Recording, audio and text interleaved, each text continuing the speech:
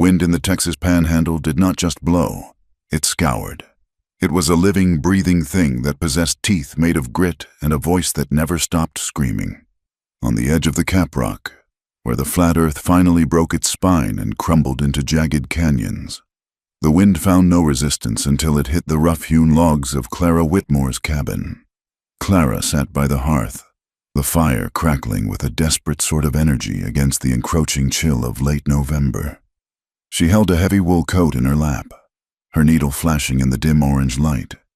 It was a man's coat, purchased from the mercantile in town 3 months ago with money she had earned selling goat cheese and brown eggs. She was taking in the shoulders. She had never met Jonah Hale, but in his letters, he had described himself as a man of modest build, not broad like a blacksmith, but wiry like a cedar post. She bit the thread. The taste of wax and wool lint sharp on her tongue. 24 years old, that was what the family Bible would have said, had she possessed one, in the eyes of the territory. However, 24 was dangerously close to becoming a spinster, a woman left on the shelf like a jar of peaches that had gone slightly sour. But Clara was not sour. She was practical. She was a woman who knew exactly how many cords of wood it took to survive a winter and exactly how many bullets were left in the Navy Colt revolver wrapped in oilcloth beneath her mattress. 5 miles. That was the distance to town. It was a calculated geography. She was far enough away that the drunken shouts from the saloons on a Saturday night were swallowed by the prairie grass before they reached her door. Yet she was close enough that the townspeople could still speculate about her virtue. A woman living alone was an affront to the natural order of the frontier. She was either a tragedy waiting to happen or a scandal in the making. Clara stood up and walked to the window. The glass was thick and distorted, warping the world outside into gray smudges. The sky was the color of a bruised plum, heavy and low. Snow was coming. She could smell it on the air that seeped through the chinking of the logs, a metallic, clean scent that promised silence and isolation. She moved to the mantel, where a small wooden box rested. This was her altar. Inside lay 7 letters, tied with a ribbon that had once been bright blue, but was now faded to the color of a robin's eggshell. Jonah Hale, a widower from the Colorado Territory. He had advertised in a newspaper that had found its way to the mercantile floor, wrapped around a shipment of nails. Wanted a woman of kind disposition and strong morals to share a life. Must be willing to work. I offer a home, protection, and a decent name, Clara had written back. Not because she was romantic, but because she was tired. She was tired of the way the deputy, a man named Rusk, looked at her when she walked past the jailhouse, a look that felt like a dirty thumb rubbing against her skin. She was tired of barring her door with a heavy oak plank every sunset. She wanted the safety of a surname that belonged to a man. She wanted to be Mrs. Jonah Hale, a woman who had a place in the pew at church and a husband to chop the wood. Before the first heavy snow, he had written in his last letter, dated 3 weeks ago, I will come for you with a wagon and a pair of bays. We will be married by the justice of the peace, and then we will go home. Home. The word felt round and strange in her mouth. Clara turned away from the window. She had chores to finish before the light died completely. Pulling on her boots, which were scuffed and worn at the heels, she wrapped a shawl around her shoulders and opened the heavy door. The wind hit her like a physical blow, snatching the breath from her lungs. She lowered her head and pushed against it, walking toward the small lean-to barn that housed her 3 goats and the few chickens that hadn't been taken by coyotes or hawks. The ground was hard, frozen into ruts that threatened to twist an ankle with every step. Inside the barn, the smell of hay and manure was warm and comforting. The goats bleated softly at her approach. "Hush now," Clara murmured, her voice rusty from disuse. She grabbed the milk pail. "I know it is cold. It is cold for all of us." As she settled onto the milking stool, her hands worked with a rhythm born of necessity. Her hands were not the hands of a lady. They were red and chapped, the knuckles swollen from the cold, the palms calloused from gripping axes and hoe handles. She looked at them sometimes and wondered if a man like Jonah Hale would mind holding them. He had said he wanted a worker, not a doll, but men often said one thing and wanted another. After the milking, she gathered the eggs. Only 2 today. The hens were slowing down with the season. She tucked them carefully into her apron pocket and stepped back out into the biting wind. That was when she saw them. Clara stopped, her breath pluming white before her face. She narrowed her eyes, scanning the ground near the edge of the dry creek bed that ran 50 yards behind the cabin. The earth there was softer, a mixture of sand and clay that held secrets. She walked over, the milk pail heavy against her leg. Hoof prints, fresh ones. She stared down at the impressions. They were not from a shod horse. The edges were unshod, the frog of the hoof leaving a distinct, raw mark in the half-frozen mud. And there was not just one horse. There were 2, maybe 3. They had circled the back of the cabin, stopping near the window she had just looked out of, before moving off toward the ridge. Panic, cold and sharp, pricked at the base of her spine. "Hunters," she said aloud, her voice snatched away by the wind. Just hunters passing through. But hunters did not circle a house and ride off without hailing. Hunters came to the door to ask for water or coffee. Hunters did not sneak. She looked toward the horizon. The sun was sinking fast, bleeding a weak crimson light across the grass. The emptiness of the landscape usually gave her peace, a sense of ownership. Today, it felt like exposure. There was nowhere to hide out here. If someone wanted to watch her, they could watch her for miles. If someone wanted to come for her, no one would hear her scream. Clara gripped the handle of the pail tighter. "You are being a fool. Clara Whitmore." She scolded herself. "You are letting the winter get into your head." She forced herself to walk back to the cabin with a steady, measured pace. She would not run. Prey ran. She was not prey. She was the future wife of Jonah Hale. She had a plan. She had a destination. Once inside, she barred the door with more force than usual. She placed the milk and eggs on the table and went straight to the corner where the water barrel stood. She washed her face, the water shockingly cold.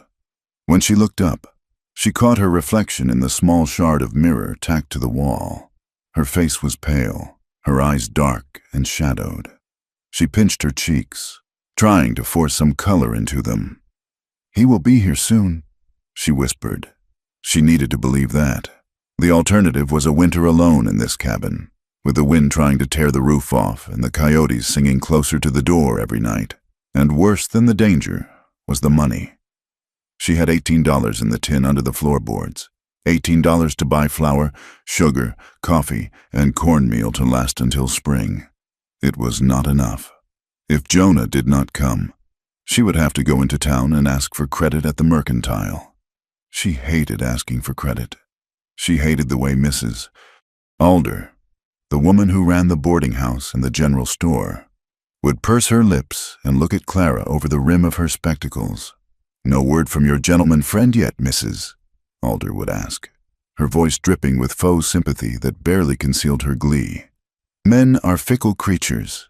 Dear, best not to put all your eggs in one basket, especially at your age." Clara shook her head to clear the memory. She stoked the fire, adding a precious log of oak. She would make a stew tonight, a thick, hearty stew. She needed the strength. The next morning, the sky was no longer plum-colored. It was the color of a dirty lead coin. The temperature had dropped 10 degrees. Clara dressed in her heaviest wool skirt and the man's coat she had altered. She saddled her mare, a sturdy, grumpy beast named Bramble. It was Tuesday. The mail coach came through on Tuesdays.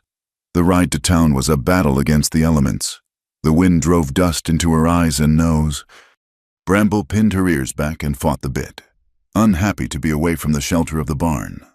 Clara kept her head down, her scarf wrapped tight around her face, leaving only a slit for her eyes.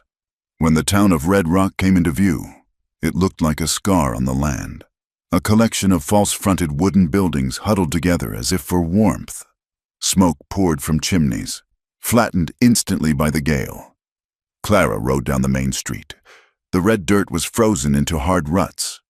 A few horses stood tied to the hitching rail in front of the saloon, their heads hanging low, tails clamped against the cold. She ignored the saloon. She ignored the livery stable where the blacksmith was hammering on iron, the sound ringing out like a church bell in hell. She rode straight to the small building that served as the post office and the land claim office. She tied Bramble and patted the horse's neck. "Won't be long." Inside, the air was stale and smelled of old paper and tobacco smoke. Eli Boone, the postmaster, was sorting through a canvas sack. He was a man of 50 with a face that looked like it had been carved out of dried apple. He looked up as the bell above the door jingled. "Morning, Miss Clara," Eli said, his voice wheezing slightly. He didn't smile. Eli Boone never smiled when he didn't have good news. Clara felt a stone drop in her stomach. "Good morning, Mr. Boone. Is the coach in?" "Came and went an hour ago," Eli said. He kept his eyes on the letters in his hands, shuffling them like playing cards. "Driver said the pass up north is getting bad. Might be the last run for a couple of weeks if the storm hits like they say." Clara approached the counter. She placed her gloved hands on the wood to steady them. "Was there anything for me?" Eli stopped shuffling. He looked at her then, and his eyes were kind, which was worse than if they had been cruel. Pity was a terrible thing to see in a man's eyes. "I checked twice. Clara," he said softly. He used her first name, dropping the formality. That was a bad sign. "Nothing from Colorado." The silence in the room was sudden and absolute. The ticking of the clock on the wall sounded like hammer strikes. "Are you sure?" Clara asked, though she knew he was. "Maybe it got mixed in with the mercantile order, or maybe it fell." "I checked," Eli repeated gently. "Nothing?" Clara nodded. She felt a strange detachment, as if she were floating above her own body. "I see. Well, thank you. Mr. Boone. Maybe next week," Eli offered, though his tone lacked conviction. "Snow slows things down. Letters get lost. Don't lose heart." "I have not lost heart," Clara said, her voice stiff. "I am just inquiring." She turned and walked out of the post office. She did not look back. She did not want to see Eli Boone shaking his head. Outside. The cold felt sharper than before. She walked to the mercantile next door. She needed to buy coffee. She needed to pretend that everything was normal. The bell on the mercantile door announced her arrival. The shop was warm and smelled of spices and dry goods. Mrs. Alder was behind the counter, weighing a sack of beans for the preacher. Reverend Barlow. Reverend Barlow turned. He was a tall man, thin as a rail, with eyes that always seemed to be counting your sins. "Miss Whitmore," he said, tipping his hat. "Bracing weather for a ride." "Reverend," Clara nodded. "Mrs." Alder wiped her hands on her apron. "Did you get your letter? Dear, I saw you go into Eli's place." The woman had eyes like a hawk. She missed nothing. Clara lifted her chin. She would not give them the satisfaction of seeing her crumble. "Not today. The pass is blocked. They say delays are expected." "Of course, Mrs." Alder said, exchanging a glance with the Reverend. A glance that said poor thing and foolish girl all at once. Though one would think a man intending to marry would ride through hell or high water to beat the snow. Wouldn't one? "Jonah is a sensible man," Clara said, her voice tight. "He would not risk the horses foolishly?" "Sensible, Mrs." Alder repeated. "Well, let us hope he is not too sensible to forget where he promised to be." Clara bought the coffee. She paid with coins that felt slippery in her sweating palm. Despite the cold, she felt the eyes of the town on her back as she left. She could hear the whispers even if they weren't speaking. She is waiting for a ghost. She is waiting for a lie. No one wants a woman with nothing to her name but a cabin and a goat. The ride back to the cabin was a blur of gray and brown. The wind had picked up, howling now, sounding like a chorus of grieving women. When she reached the cabin, she did not go inside immediately. She stood by the gate, looking at the empty mailbox she had nailed to the fence post. It was a simple wooden box, open at one end. It gaped at her like a hungry mouth. 3 weeks. 3 weeks since he had written, "I will come for you." Men lied. Her father had lied when he said he would come back from the war. The land agent had lied when he said this soil was good for corn. Why should Jonah Hale be any different? But she had his letters. She had his words. They were the only thing standing between her and the abyss of total solitude. Clara walked to the edge of the creek bed again. The wind whipped her skirt around her legs. She looked for the hoof prints. The wind had already begun to scour them away, softening the edges, filling the depressions with red dust. By tomorrow, they would be gone, as if they had never existed. Maybe she had imagined them. Maybe she had imagined Jonah Hale, too. Maybe she had invented him out of ink in desperation because the reality of her life, the silence, the work, the endless horizon was too heavy to bear alone. She looked up at the sky. It was no longer leaden. It was white, a flat, featureless white that swallowed the tops of the mesas. The first snowflake fell. It landed on her dark sleeve, a perfect, tiny star of ice. Then another, and another. Winter had arrived, and she was alone. Clara turned and walked back to the cabin. She went inside and barred the door. She dropped the heavy bar into place with a thud that sounded like the closing of a coffin lid. She moved to the hearth and knelt, feeding the fire until it roared. "He will come," she said to the empty room. "He has to." But as she looked at the flames, Clara felt a new fear uncoiling in her belly. It wasn't the fear of the storm outside. It wasn't the fear of the coyotes or the unknown riders. It was the fear that she was the punchline of a cruel joke, that she had cleaned her house and mended her clothes and prepared her heart for a guest who had never intended to arrive. She picked up the box of letters from the mantel. She opened it and took out the top one. She traced the signature with her thumb. Jonah.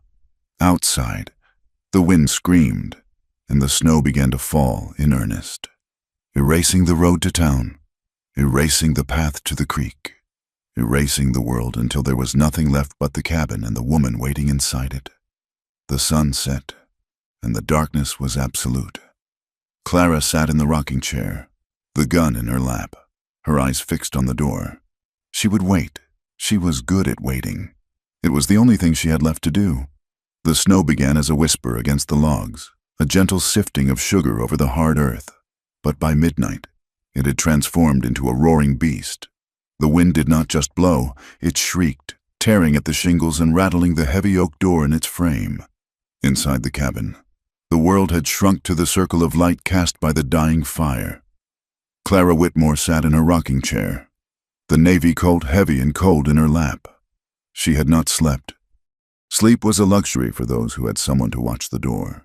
And tonight, the prairie felt particularly hostile. The silence between the gusts of wind was heavy, pregnant with a threat she could not name but felt in the marrow of her bones. Then she heard it. It was not the wind. It was a rhythmic, heavy thudding that vibrated through the floorboards. Hooves. A horse was moving through the drifts, close to the house, too close. Clara stood up, the quilt falling from her shoulders. She thumbed the hammer of the Colt back. The click sounded like a gunshot in the small room. She moved to the side of the door, pressing her back against the rough wood of the wall. Away from the direct line of fire should a bullet tear through the timber. "Who is there?" she called out. Her voice was steady, though her heart hammered against her ribs like a trapped bird. "I am armed, and I will shoot." For a moment, there was only the wind. Then, a voice answered. It was deep, resonant, and scraped raw by the cold. The English was broken, the syllables hard and chopped.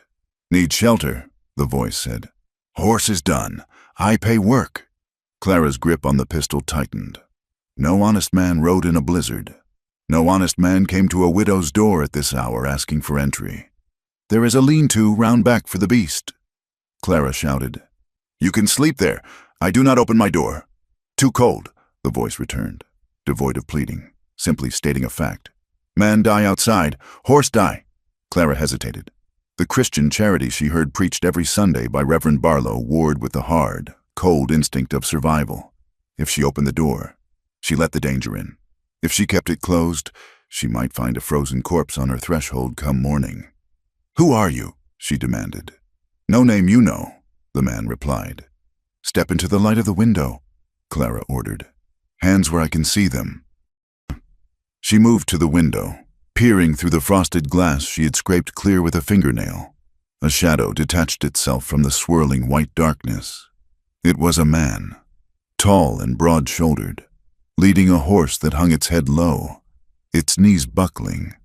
The man stepped closer, and the faint light from the hearth bleeding through the glass illuminated his face. Clara drew a sharp breath. He was not a drifter from the town. He was not a cowboy who had lost his way. His hair was long and black, frozen into icy ropes. His face was bronze, composed of sharp angles and high planes, like the landscape itself, a Comanche. The fear that spiked in her chest was ancient and learned. It was the fear of the stories told in hushed tones at the mercantile stories of raids, of captives, of fire and blood. "Go away," Clara whispered, though he could not hear her. Then louder, "I said go away, I have nothing for you." The man did not move. He reached into his coat, a buffalo hide coat that looked heavy and stiff with ice. Clara raised the gun, aiming at the dark shape through the glass. He pulled his hand out. He was not holding a weapon. He held something small that glinted silver in the firelight. He pressed it against the glass. Clara squinted. It was a ring, a thick, silver ring with a square face. Her stomach dropped. She knew that ring. She had never held it, but Jonah had described it in his second letter. "My father's ring." He had written, "Silver," with the initials J.H. carved inside. "I wear it on my left hand, and soon I will place a band on yours." She unbarred the door with trembling hands. She did not know why she did it. Perhaps it was shock, or perhaps it was the desperate need to see the object clearly. She threw the door open, the wind blasting into the room, carrying snow and the smell of wet animal fur. "Come in," she said, raising the gun level with his chest. Slowly. The man stepped over the threshold. He was larger than he had looked through the window. He filled the room, bringing the wildness of the storm inside with him. He did not look at her. He looked at the fire. He was shivering, a deep, uncontrollable tremor that shook his massive frame. "The horse," he rasped. "Tie him to the rail on the porch," Clara said, backing away, keeping the distance between them. "The overhang will keep the snow off. I will not have a beast in my kitchen." He nodded once, turned, and led the stumbling horse to the shelter of the porch roof. He returned a moment later, kicking the snow from his boots. He shut the door, and the silence returned, heavy and sudden. He stood by the door, water dripping from his coat onto her scrubbed pine floor. His eyes, black and unreadable as river stones, finally turned to her. "Where did you get that ring?" Clara asked. Her voice sounded thin to her own ears. "Did you steal it? Did you kill him?" The accusation hung in the air. This was the way of the world she knew. Indians were savages, thieves, killers. If he had the ring, he must have taken it from Jonah's cold finger. The man reached into his pocket and placed the ring on the table. It made a heavy clink. "Man is dead," he said. Clara felt the floor tilt beneath her feet. "Dead?" "Jonah Hale," the Comanche said. He pronounced the name carefully, as if tasting the foreign sounds. "Dead. 3 days' ride north." "You lie," Clara spat out. The denial was instant, a shield against the pain. "You are a liar. You killed him and took his things, and now you come here to what, rob me?" The man looked at her, his expression unyielding. He did not look angry at her accusation. He looked tired, a deep, bone-weary exhaustion that etched lines around his mouth. "I track bad men," he said. "Crow's men. They hunt army money. Jonah Hale." He paused, searching for the words. "He ride in middle, wrong place. I try tell him. Too late." "You tried to warn him," Clara scoffed, her fear turning into a sharp, hysterical anger. "Why would a Comanche warn a white man?" "Not all men are enemies," he said. "Not all snakes are rattlesnakes." He took a step toward the fire, his hand going to his side. Clara raised the gun higher, aiming for his heart. "Stop," she commanded. "Do not move." He stopped. He looked at the gun, then at her eyes. "I am Tuhuya, Two Hawks. I do not hurt women. I bring proof so you do not wait for Ghost." "I don't believe you," Clara said, but her eyes were drawn to the ring on the table. It sat there, a small, cold piece of reality that destroyed her future. "Believe what you want," Two Hawks said. He swayed slightly. "Storm is bad. I stay until wind die. Then I go." Clara looked at the window. The snow was piling up against the glass. The drifts outside would be 2 feet deep by morning. If she threw him out, he would likely freeze. But if she let him stay, what would Mrs. Alder say she let a savage into her bed? That was what they would say. It did not matter that there was only one room, or that she held a gun.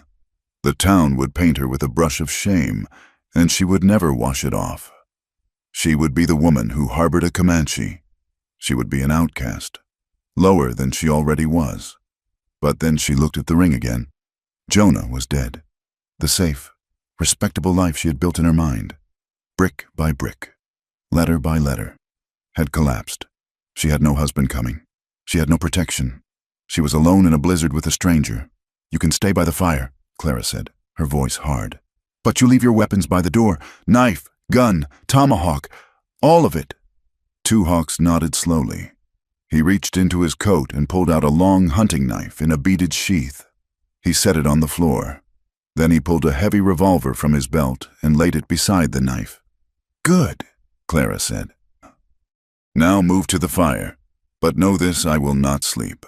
And if you move toward me, I will put a bullet in you." "I believe you," Two Hawks said. He moved to the hearth and sank down onto the rug. He sat cross-legged, holding his hands out to the flames. The steam began to rise from his wet clothes, smelling of wood smoke, horse, and copper. Clara retreated to her rocking chair, keeping the table between them. She watched him. He was like a wolf that had come in from the dark, powerful, dangerous, and carrying the scent of blood. "How did he die?" Clara asked after a long time. She needed to know. She needed to hurt herself with the truth so she could stop hoping. Two Hawks did not turn around. Shot, in back. He did not suffer long. "And the men who killed him?" "I hunt them," Two Hawks said. The tone of his voice changed. It became flat, cold, deadly. "They take things that are not theirs. They killed my brother 2 moons ago. Now they kill your man." "So it is revenge," Clara said. "Justice." Two Hawks corrected. "White men call it revenge when Indian does it, call it justice when sheriff does it." Clara fell silent. The wind battered the cabin, a constant, howling reminder that they were trapped. The snow was sealing them in. There was no escape. She was locked in a box with a man she had been taught to fear since she was a child in the cradle. She watched the firelight dance on his black hair. He sat so still, like a statue carved from mahogany. "You speak English well," she noted. "Army scout," he said. 3 years. I help soldiers find water, find trails. And now I'm just Two Hawks." He coughed then. It was a wet, rattling sound that seemed to tear at his chest. He hunched over, his hand pressing against his side beneath the buffalo coat. When the coughing fit passed, he remained bent over, breathing hard. Clara watched him closely. "Are you sick? Cold?" He grunted. But Clara saw the way he held himself. She saw the stiffness in his left shoulder, the way he favored his left side. "Take off the coat," she said. He hesitated. "Take it off," she repeated. "I cannot have you dying of plague in my house." Two Hawks slowly unbuttoned the heavy coat and let it slide from his shoulders. Underneath, he wore a buckskin shirt that was stained dark on one side. Clara gasped. The stain was fresh. It was blood. "You are shot," she said. "Graze." Two Hawks lied.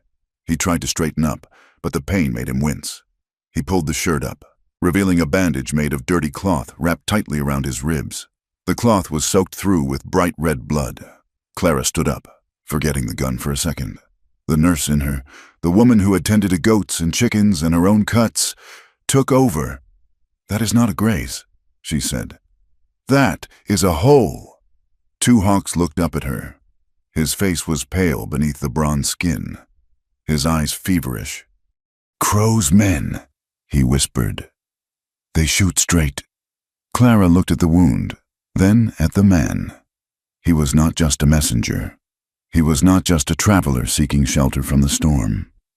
They are following you, Clara said, the realization hitting her like a slap. You did not just stop here for the snow. You stopped because you could not ride any further. Two Hawks did not answer. He closed his eyes, his breathing shallow and fast.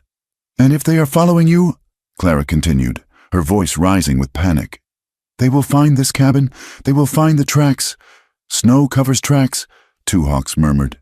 Wind hides path, but they know you are hurt. They know you need shelter. Clara gripped the back of the rocking chair. You brought them here. You brought death to my door. Two Hawks opened his eyes. The dangerous smile she would come to know flickered briefly on his lips, a grimace of pain and defiance. Death was already coming. Clara Whitmore, he said, using her name for the first time. He must have read it on the letters on the mantel. Jonah is dead. Crow wants what Jonah had. If I did not come, they come anyway. I just come first. Clara stared at him. The fire popped, sending a spark onto the hearth rug. She stomped it out with her boot. She was trapped. The storm outside was a wall of ice. Inside, a bleeding Comanche warrior sat on her rug, bringing with him a war she wanted no part of. She looked at the ring on the table, the promise of a kind husband, the promise of safety. It was just a piece of cold metal now. Let me see it, Clara said, her voice resigned. She moved toward the shelf where she kept her clean rags and a bottle of whiskey. Two Hawks watched her. You do not shoot me. Not tonight, Clara said, grabbing the whiskey. If you die, I have to drag your heavy body out into the snow, and I am not strong enough for that, so you had better live. She knelt beside him, the smell of blood and danger filling her nose. Two Hawks looked at her, and for a moment, the distance between their worlds, the 5 miles to town, the 100 years of hatred shrank to the distance between her hand and his wound. He was running from something, and now, whether she chose it or not, she was running with him. This will hurt, she said. Pain is an old friend. Two Hawks replied. Outside, the wind howled, burying the cabin, burying the tracks, burying the past. But inside, the fire burned, illuminating the red stain that was slowly spreading across the floor. The needle was silver, thin and cruel in the firelight. Clara had sterilized it in the flame until the tip glowed red, then dipped it into the whiskey bottle. Now! She held it poised over the jagged tear in Two Hawks' side. This is going to burn, she said, her voice steady despite the trembling in her fingers. Two Hawks did not look at the needle. He looked into the fire, his face set in a mask of stone. So, was all he said. Clara took a breath and pierced the skin. The flesh was tough, weathered by sun and wind, but beneath it lay the raw vulnerability of a man. As she pulled the thread through, Two Hawks' muscles bunched tight, like ropes under tension, but he made no sound, not a gasp, not a hiss. He simply endured. As Clara worked, her eyes traveled across his torso, illuminated by the flickering hearth. The wound from Crow's men was fresh, angry and weeping blood, but it was not the only mark on him. His chest and arms were a map of violence. There was a puckered white star on his shoulder, an old bullet hole. A long, thin line ran from his collarbone to his bicep, the signature of a knife blade.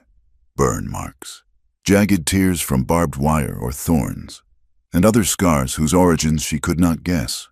She realized then that his life was a ledger book, and there were no blank pages left. Every inch of him had been paid for in pain, unlike Jonah Hale, who had existed only in ink and promises. This man was made of blood and survival. You have been fighting a long time, she murmured, tying off the first stitch. Life is a fight, Two Hawks rasped. Peace is just the time you spend reloading. Clara finished the last stitch and cut the thread with her sewing scissors. She poured a generous amount of whiskey over the wound. This time, his breath hitched, a sharp intake of air that sounded like a cracking branch. "Done," she said, bandaging him with clean strips of cotton she had torn from an old petticoat. He nodded, pulling the buckskin shirt back over his head with difficulty. "You have good hands. Steady." "I have stitched goats and horses," Clara said, capping the whiskey. Flesh is flesh, but she knew it was a lie. Touching him had unsettled her. It was not just the intimacy of his skin, it was the heat radiating from him, a furnace of life that made her small cabin feel suddenly crowded. By morning, the storm had broken. The wind had died down to a sullen moan, leaving the world outside buried under 2 feet of white silence. The sun rose pale and distant, offering light but no warmth. Clara woke to find Two Hawks already up. He was moving around the cabin, not with the aimless pacing of a guest, but with the sharp, dissecting gaze of a soldier. He checked the thickness of the door. He peered through the cracks in the chinking. He stood by the window, looking out at the approach from the creek, calculating angles. "What are you doing?" Clara asked, pulling her shawl tighter around her nightdress. "Checking the perimeter," Two Hawks said. He did not look at her. He pointed to the window. "That ridge gives cover for a rifleman. 200 yards, an easy shot." He pointed to the back door. "The latch is weak. A strong man could kick it in with one blow." Clara felt a chill that had nothing to do with the winter air. "You are frightening me?" "Good," Two Hawks said, turning to face her. "Fear makes you sharp. Comfort makes you dead." He moved to the table and picked up his revolver, checking the cylinder. The casual way he handled the weapon, as if it were a piece of cutlery, made Clara realize how thin the walls of her domestic life really were. She had hung curtains to make this place a home. He looked at the curtains and saw only something that blocked his line of sight. She should have told him to leave. The storm was over. The horse was rested. But as she watched him barricade the back door with a heavy sack of cornmeal, she felt a confusing mix of resentment and relief. She was afraid of the violence he brought. Yes, but for the first time in months, she was not the only thing standing between herself and the vast, indifferent prairie. Night fell early again, bringing the cold back with a vengeance. The wind picked up, rattling the window panes like a thief trying to find a way in. Clara sat by the fire, peeling potatoes. Two Hawks sat opposite her, cleaning his knife with a piece of oiled leather. The silence stretched, filled only by the scrape of the knife and the thud of potato skins hitting the bucket. "Why are they coming?" Clara asked suddenly. She put down the knife. "You said Jonah was dead. You said they killed him. If he is dead, why come here? Why hunt you?" Two Hawks paused. He looked at the blade, catching the reflection of the flames in the steel. "Jonah was not a simple man," Two Hawks said.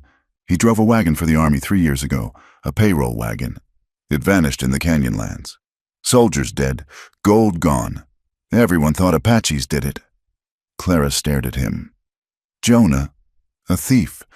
Not a thief, a driver. But he saw where the gold went. He saw who took it." Two Hawks looked up, his dark eyes boring into hers. "Silas Crow took it. Jonah ran. He hid. He wrote it all down in a book. A ledger, names, dates, where the money is buried." Clara felt sick, the kind widower, the man who wanted a moral wife. He was just another man running from a noose. "And they think I have this ledger," Clara whispered. "Jonah wrote to you. Crow thinks Jonah sent the book to you for safekeeping, or that Jonah brought it here before he died. But he didn't. I have nothing but letters promising marriage. Crow does not care what is true," Two Hawks said. "He cares what is possible. He will burn this cabin to find that book, and he will burn you to make you speak." Clara stood up, her hands trembling. "Then you must give it to them. Do you have it?" "No," Two Hawks said. "I found Jonah dying. He said the book is safe. He did not say where. He only said go to Clara, warn her." "So I am a target," she said, her voice rising. "Because of a man I never met. Because of a book I never saw." "Yes." Clara paced the small room, This is not fair. I just wanted a home. I just wanted to be safe. She stopped near the window, looking out into the pitch-black night. You should go. If you go, maybe they will follow you. Maybe they will leave me alone. Two Hawks stood up. He moved silently, like smoke, until he was standing just behind her. She could feel his presence, large and solid. They will not leave you, he said softly. Men like Crow leave no loose ends. You are a loose end. Clara turned to face him. He was close, too close. The firelight cast deep shadows across his face, making his features look sharper, more predatory.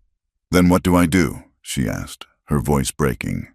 Two Hawks looked down at her, slowly. The corner of his mouth lifted. It was not a smile of comfort. It was not a smile of courtship. It was a dangerous smile. It was the smile of a wolf baring its teeth at the darkness, a promise of violence that was terrifying to behold. You wait for a kind husband, he said, his voice a low rumble in his chest. I am not kind. Clara, I have killed men. I have taken scalps. I have done things that would make your preacher vomit. He took a step closer, invading her space, forcing her to look up at him. But I keep you alive, he said. The dangerous smile deepened, touching his eyes with a cold, fierce light. I stay. I protect. Clara's breath caught in her throat. His words were a heavy weight, falling between them like a stone. I stay. I protect. It was an oath. I do not need a keeper, Clara said, trying to summon the voice of the independent woman she claimed to be. I do not need a savage guarding my door like a dog. I want a normal life. I want peace. Peace is gone, Two Hawks said. Now there is only survival. You want to live.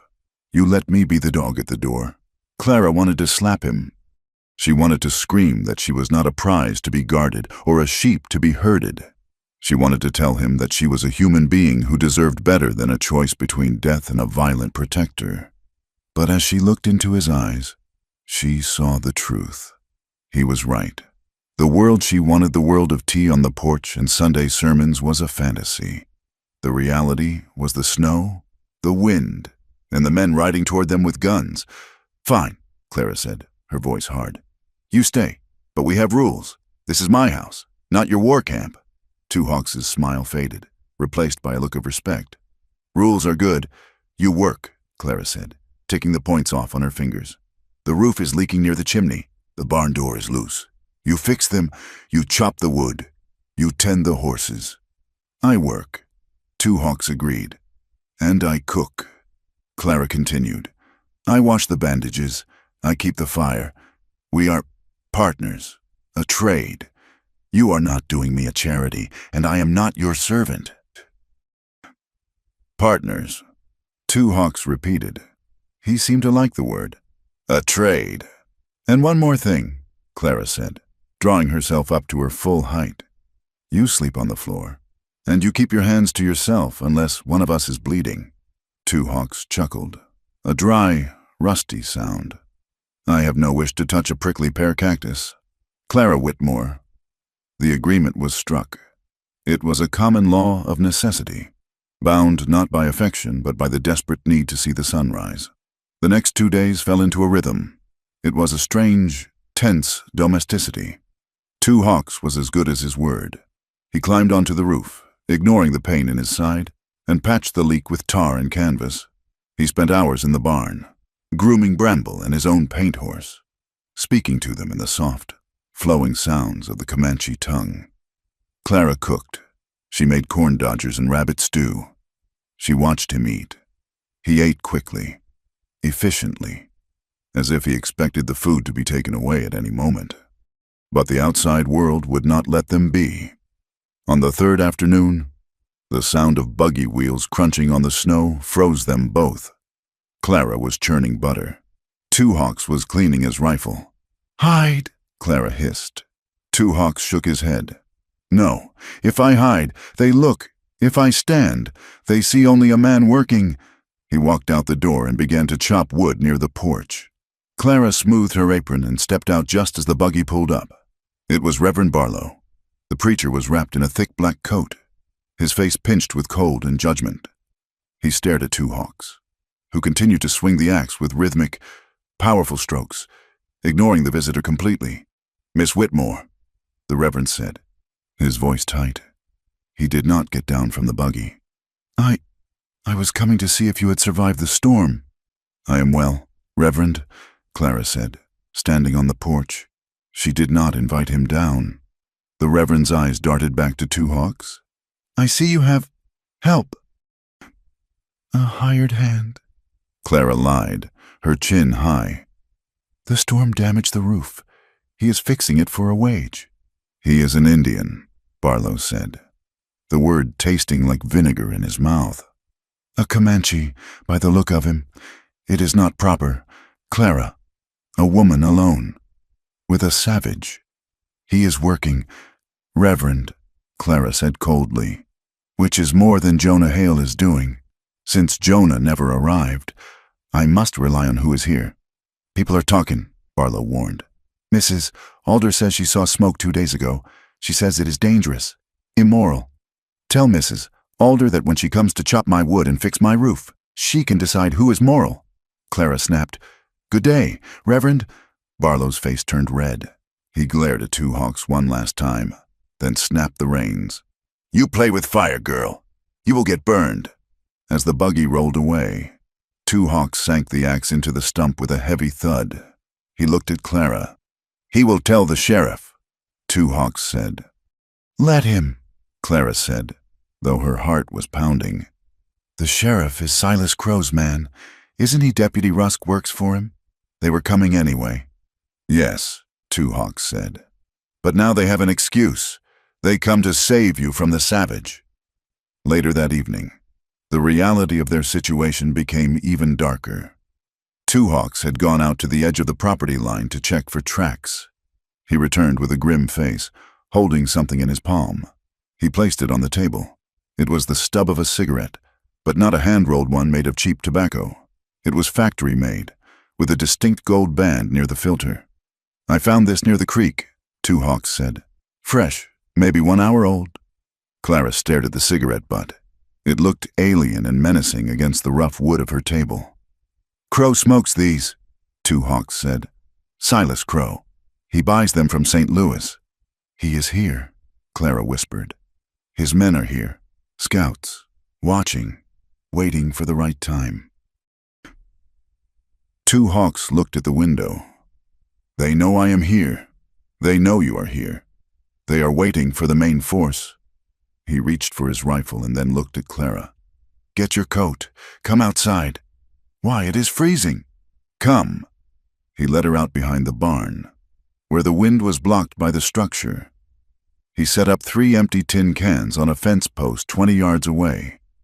He handed her the Navy Colt. "Show me how you shoot." Clara took the gun. She was no stranger to it. Her father had taught her to shoot snakes and coyotes. She raised the heavy pistol, cocked the hammer, and fired. The bullet kicked up snow 2 feet to the left of the cans. "Again," Two Hawks ordered. She fired again. This time she hit the fence post, inches below the can. "You shoot with your hands," Two Hawks said, stepping behind her. He did not touch her, but his voice was right at her ear. "You are trying to hit the can. Do not try." "That makes no sense," Clara said, frustrated. "You look at the can," Two Hawks said. "You think about the can falling. No, look at the spot where you want the bullet to go. A spot small as a fly. Focus only on that spot. The gun is just a finger pointing." He adjusted her stance, tapping her boot with his until she widened her legs. "Balance. If you are stiff, you miss, be like the willow, not the oak." Clara took a deep breath. She stared at the middle can. She focused on the rusted label, on a single letter B on the tin. She forgot the cold, she forgot the preacher, she forgot the cigarette butt on the table. She squeezed the trigger. Ping, the can spun off the post, dancing in the snow. "Good," Two Hawks said. "Now the next one, but imagine it is not a can.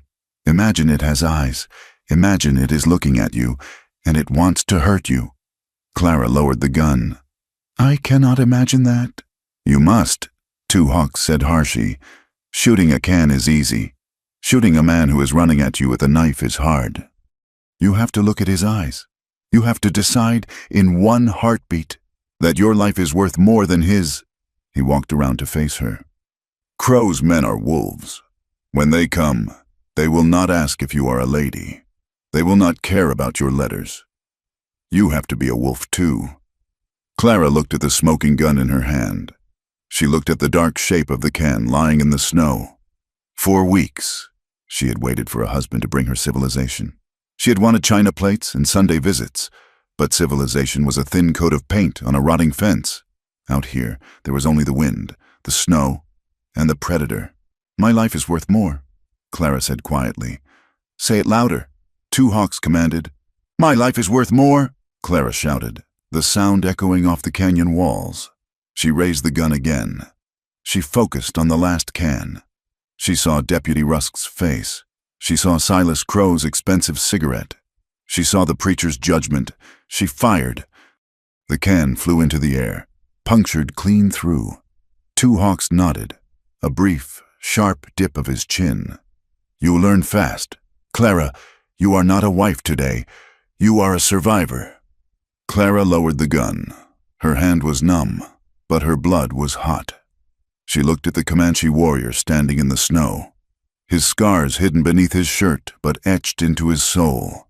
She had invited a dangerous man into her home, but as the night closed in around them, she realized he was the only honest thing in her world.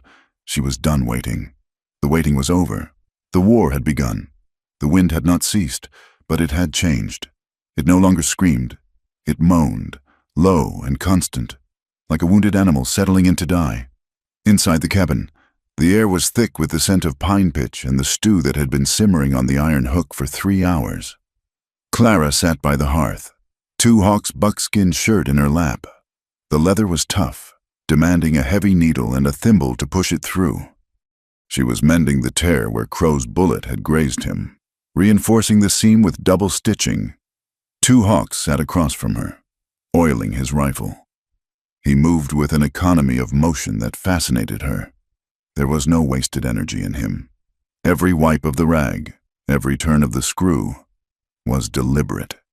You have no family waiting for you? Clara asked, breaking the silence. It was a bold question, one she'd been afraid to ask for days. Two Hawks did not look up. Waiting, no. The dead do not wait. They sleep. He set the rifle down and looked into the fire. I had a wife once. Name was Morning Grass, and a son who had not seen 2 winters. Clara stopped sewing. What happened? The land changed hands, he said, his voice devoid of pity, flat as the horizon. Treaties were signed on paper I could not read. Soldiers came to move us. They said it was for our safety. But soldiers get bored, and when they get bored, they get cruel. He rubbed his thumb over the stock of his rifle. I was away scouting for the army, helping them find water. When I came back, my lodge was ash. My family was gone, traded maybe, or just broken and left. I am sorry, Clara whispered. It felt like a useless thing to say, a small stone thrown into a deep canyon. Do not be sorry, Two Hawks said, looking at her. His eyes were hard, but not unkind. It taught me, the white man's law is written in ink, but it is enforced with lead. I do not trust the ink anymore. I trust only what I can hold in my hand. Clara looked down at the shirt in her lap. I am tired of the law too, she confessed, her voice surprising her with its bitterness. I am tired of being told what a woman is worth. A woman alone is suspicious. A woman with a husband is property. I wrote to Jonah Hale not because I loved him, but because I needed a shield. I wanted to be Mrs. Hale so the town would stop looking at me like I was a stray dog that needed to be kicked or fed. She drove the needle through the leather with sudden force. I am not weak. Two Hawks. I can skin a rabbit. I can birth a goat. I can shoot a can off a fence post. But I am so tired of pretending I am made of iron. I just wanted to rest. Two Hawks reached across the space between them. He did not take her hand, but he touched the sleeve of her dress, his fingers brushing the fabric near her wrist. The contact was electric, a sudden jolt of heat in the cold room. Iron rusts, Two Hawks said softly. Willow bends. You are Willow, Clara. That is why you are still standing.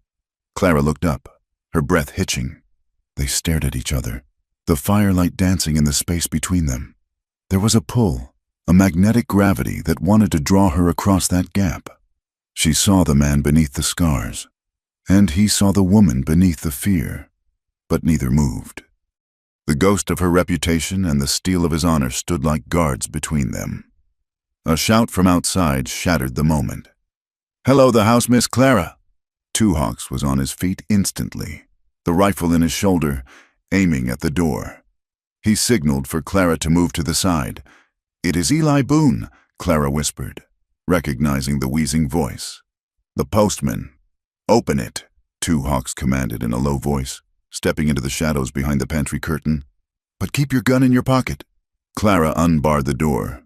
Eli Boone stood there, his mule stamping in the snow. He looked frozen, his nose red and dripping, a thick scarf wrapped around his ears. "Eli," Clara said, feigning surprise. "In this weather." "Had to come," Eli huffed, stamping his feet. He didn't try to enter. He knew better than to step into a widow's house uninvited. "Mail pouch got mixed up at the relay station. Found this stuck to the bottom of a sack going to Santa Fe. It's for you, from him." He handed her a crumpled envelope. The handwriting was familiar. Jonah Hale. And Eli lowered his voice, looking around the empty yard nervously. "I saw tracks. Clara. Shod horses. 4 or 5 of them, waiting down in the box canyon. Men who don't want to be seen. You be careful." "Thank you, Eli," Clara said, her heart hammering. "Go, get warm." Eli nodded and turned his mule back toward town. Clara shut the door and locked it. Two Hawks emerged from the shadows. "Read it." Clara tore open the envelope. Her hands shook as she unfolded the paper. It was dated 3 weeks ago. "My dear Clara, if you are reading this, I am likely delayed. Or worse, I must confess something I cannot carry into our marriage. I am not the man you think. The money I have for our start, it is not from savings. It is from the Army payroll run of '78. I saw Silas Crow steal it, and I took the ledger that proves it. I thought I could use it to buy safety, but Crow never stops. I mailed the ledger ahead, disguised in a box of old hymnals addressed to the previous owner of your cabin, Mr. Hensley, thinking it would sit at the post office until I arrived.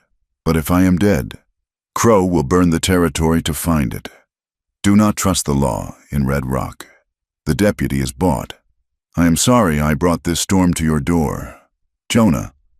Clara let the letter flutter to the floor. She felt as if the ground had opened up beneath her.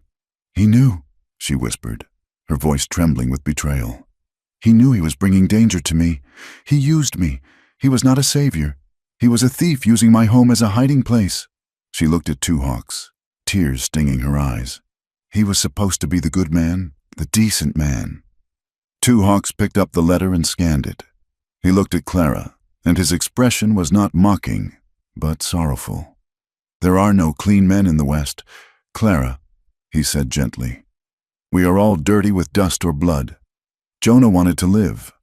A man who wants to live does selfish things." "And the ledger?" Clara asked, panic rising. "A box of hymnals. I picked up a box for Mr. Hensley 2 months ago. I thought it was just old books he ordered before he died. It is in the root cellar. Then we have what Crow wants," Two Hawks said. "And that makes this cabin a target." "We have to burn it," Clara said, moving toward the trapdoor rug. "No," Two Hawks caught her arm. "If we burn it, we have no bargaining chip, and if we give it to them, they kill us to silence the witnesses. We keep it. It is the only shield we have." The realization settled over them. The siege was inevitable. "We work," Two Hawks said, his voice shifting into command. "We turn this house into a rock." For the next few hours, there was no time for fear. Two Hawks moved the heavy oak table, tipping it on its side to block the main window, leaving only a narrow slit for a rifle barrel. He ordered Clara to fill every bucket, pot, and bowl with water from the rain barrel outside. "If they use fire arrows or torches, we need water," he explained. He took his knife and dug out chinking between the logs on the back wall and the side wall, creating murder holes, small loops that allowed them to shoot out without exposing themselves. "Crossfire," he told Clara, pointing. "I take the front and the east. You take the back and the west. If they breach the door, you drop to the floor and shoot at the knees. A man with no knees cannot fight." They worked in a rhythm of desperate survival. Clara felt a strange strength returning to her. She was no longer the woman waiting for a letter. She was a defender of her own castle. Just as the sun began to dip, casting long, purple shadows across the snow, a horse approached. It was a single rider, Deputy Rusk. Two Hawks said from his vantage point at the window slit, "Hide the rifle. Let him see you. Only you." Two Hawks slipped into the dark corner behind the large wardrobe. Clara smoothed her hair, checked the pistol in her apron pocket, and opened the door. Deputy Rusk was a handsome man in a serpentine way. He wore a tin star that caught the dying light, and his smile did not reach his eyes. "Miss Clara," he said, touching the brim of his hat. "Eli Boone said he was worried about you, said you looked spooked." "Eli worries too much," Clara said, standing in the doorway, blocking his view of the interior. "I am fine, Deputy." Rusk's eyes drifted past her, trying to pierce the gloom of the cabin. He also said something about tracks, and maybe a guest. "I have no guests," Clara said, her voice steady. "Just the wind." Rusk leaned forward on his saddle horn. "You know, Clara, there are rumors about a Comanche killer in these parts. If you are hiding him, well, the law deals harshly with traitors. But if you are a victim, if you are scared, you can tell me. I can take you to town, to safety." He looked at the mailbox. "Did you get what you were waiting for? From Mr. Hale?" Clara saw the greed in his eyes. He wasn't looking for her safety. He was looking for the ledger. "I got nothing," Clara lied. "Jonah has abandoned me, it seems." Rusk studied her face for a long moment. Then he smiled, a cold, knowing curve of his lips. "A pity. Well, you lock up tight. Clara, dark things happen in the dark." He turned his horse and rode away slowly, scanning the roof, the barn, the perimeter. Clara shut the door and leaned against it, exhaling a breath she felt she had held for 5 minutes. Two Hawks stepped out. "He knows." "How?" "He did not look at you like a woman," Two Hawks said. "He looked at the house like a map. He was counting windows. He was checking the roof. He is not a lawman. He is a scout for the pack. When will they come?"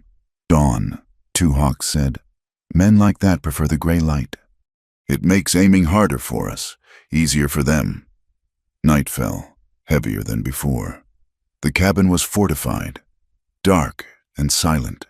They did not light the fire, lest it silhouette them against the cracks. They sat on the floor, wrapped in blankets, back to back against the heavy wardrobe. The proximity was overwhelming. Clara could feel the heat of Two Hawks' body through the layers of wool and buckskin. She could feel the slow, steady rhythm of his breathing. "If we die tomorrow," Clara whispered into the dark, "I want you to know something. We do not die tomorrow," Two Hawks said, but his voice was soft. "You cannot promise that," Clara said. She turned slightly, so her face was inches from his shoulder. "I want you to know. I am glad you came. I was waiting for a fantasy. You are real." Two Hawks turned his head, in the faint moonlight leaking through the murder hole. She saw his eyes. The hardness was gone. "You are a brave woman, Clara Whitmore," he said. "Braver than any soldier I rode with." He shifted, and his hand found her cheek. His skin was rough, calloused, but his touch was reverent. He leaned in. It was slow, a question asked in the silence. Clara closed the distance. Their lips met. It was not the chaste peck she had imagined giving Jonah Hale at the altar. It was desperate. It tasted of salt and fear and whiskey and life. It was a kiss that tried to say everything they might never get the chance to speak. It was hot, searing through the cold of the room, fusing them together in the face of the oblivion waiting outside. Two Hawks pulled back, his forehead resting against hers. His breathing was ragged. "If we live," he whispered. his voice thick with emotion. "I will not just be a guard at your door. I will tell you the rest. I will tell you everything. When we live." Clara corrected him, her hand gripping his arm. "When we live." He agreed. They did not sleep. They sat together in the dark, two souls huddled against the inevitable, as the first gray bleed of dawn stained the eastern sky. The silence of the prairie was broken, not by a shout, but by the crunch of snow. Two Hawks rose silently. He moved to the front slit. He peered out, his body tense as a drawn bowstring. Clara crawled to her position at the back wall, clutching the Navy Colt. "What do you see?" Two Hawks did not look back. He racked the lever of his rifle. "4 of them," he said, his voice deadly calm. "On the ridge. They have torches." He looked at Clara one last time, and the dangerous smile returned, fierce and protective. "Crow is coming." The silence that followed Two Hawks' announcement was heavier than the snow that blanketed the roof. It was a suffocating pressure, the kind that squeezed the air out of a room before a lightning strike. Outside, the gray light of dawn washed over the ridge, revealing the silhouettes of men on horseback. They sat motionless, like statues carved from ice and malice. "Silas Crow," Clara whispered, gripping the cold metal of the Navy Colt. "He waits," Two Hawks said, his eyes fixed on the slit in the window. "He wants us to feel the cold. He wants us to shake." "I am shaking," Clara admitted, her teeth chattering, though whether from the freezing air or terror, she could not say. "Good," Two Hawks replied without looking back. "Shaking keeps the blood moving." Then the voice came. It drifted across the 100 yards of open ground, amplified by the canyon walls. It was a smooth, cultivated baritone, a voice that belonged in a mahogany-paneled office in St. Louis, not on a wind-scoured frontier. "Miss Whitmore," Silas Crow called out. He urged his horse forward a few paces, his black coat stark against the white landscape. He held his hat in his hand, a gesture of mockery.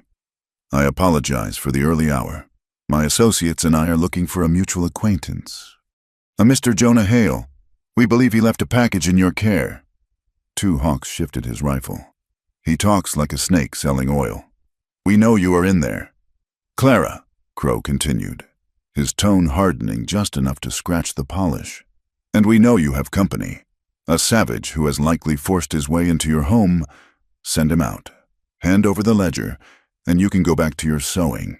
Clara looked at Two Hawks. He nodded at her. "Answer him. Buy time." Clara moved to the side of the murder hole Two Hawks had cut near the door. "Jonah Hale is dead," she shouted, surprised by the strength of her own voice. "And I have nothing of yours. Leave my land." Crow laughed. It was a dry, humorless sound. "Your land, you are a squatter on a patch of dirt, waiting for a man who stole from the United States Army.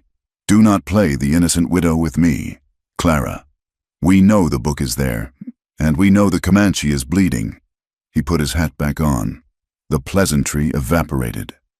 "You were a girl waiting for a husband, Miss Whitmore. Keep this up, and you will just be waiting for a coffin." The threat hung in the air, brutal and final. Two Hawks stepped away from the wall, positioning himself near the center of the room where the shadows were deepest. "They want me," he said to Clara. Then he raised his voice, a roar that tore through the thin walls. "I am here. Crow, you want the wolf. Come and take him." "Take him," Crow ordered. The first shot shattered the stillness. It did not come from the ridge, but from the right. Deputy Rusk had flanked them while Crow spoke. The bullet punched through the main window, shattering the glass and sending shards flying across the room like diamond dust. "Down!" Two Hawks screamed. Clara dropped to the floorboards, crawling toward the back wall as lead began to rain into the cabin. The sound was deafening. Wood splintered and flew in all directions. The jar of flour on the shelf exploded, filling the air with a white mist that mixed with the gun smoke. Clara pressed her shoulder against the logs. She remembered the cans in the snow. Focus on the spot. Through the chinking hole, she saw the movement near the barn, a man running low, trying to reach the blind spot. She leveled the heavy pistol. Her hand trembled. but she forced herself to breathe. Not a man, a target. She squeezed the trigger. The gun bucked in her hand. Outside, the man cried out and stumbled, clutching his thigh, falling into the snow. Good shot. Two Hawks grunted from his position. He was firing methodically. Crack, lever, crack, lever. He did not spray bullets. He placed them, one down on the east. But the cabin was a trap. Bullets were chewing through the thinner logs, ripping through the curtains Clara had sewn with such hope. The air smelled of sulfur and fear. Suddenly, a heavy thud shook the roof. Dust and soot cascaded down from the ceiling beams. "Roof!" Clara screamed. Two Hawks looked up. He realized the angle instantly. Someone had climbed the back of the chimney and was trying to breach the shingles to drop fire or dynamite inside. Two Hawks had no cover for this. He had to step into the open light of the shattered window to get a shot at the roof line. He did not hesitate. He vaulted over the overturned table, raising his Winchester. He fired upward, 3 shots in rapid succession. There was a scream from above, followed by the sickening sound of a body rolling down the pitch of the roof and thumping into the snowbank below. But the move had a cost.